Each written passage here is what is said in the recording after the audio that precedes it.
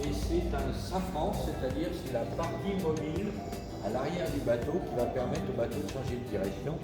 Ce safran est le plus grand safran en bois du monde. Il appartient à un minéralier qui, en 1905, a brûlé dans le nord de la Calédonie.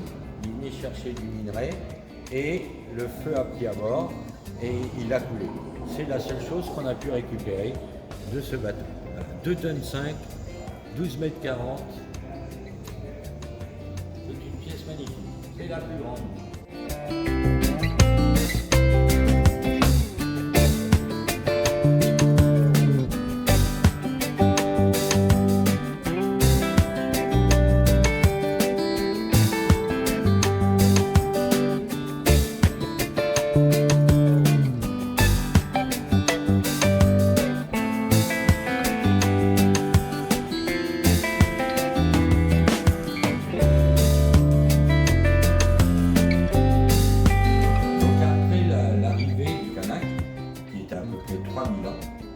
La France va venir et prendre possession de la Nouvelle-Calédonie en 1853.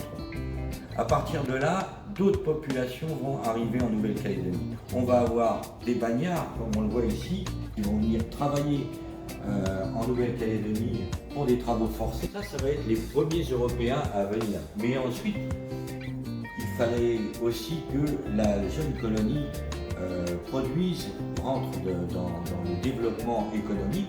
Et pour ça, il y a eu besoin de travailleurs. On a eu des Vietnamiens qui sont venus s'installer sur le territoire pour travailler aussi. On avait des gens de Vanuatu, des colons qui venaient soit d'Europe, pas forcément tous français, mais pour faire de l'agriculture et de l'élevage essentiellement.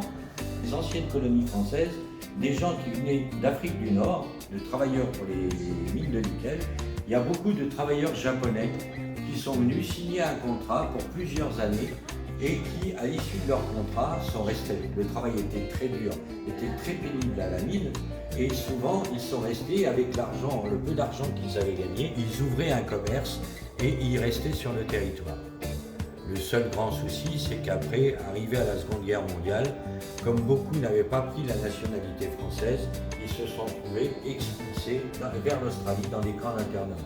Et tous ces peuples que vous voyez ici, qui sont arrivés par le travail ou de force, par exemple comme les Bagnards, tous les descendants de ces peuples-là forment ce qu'on appelle aujourd'hui le Calédonien.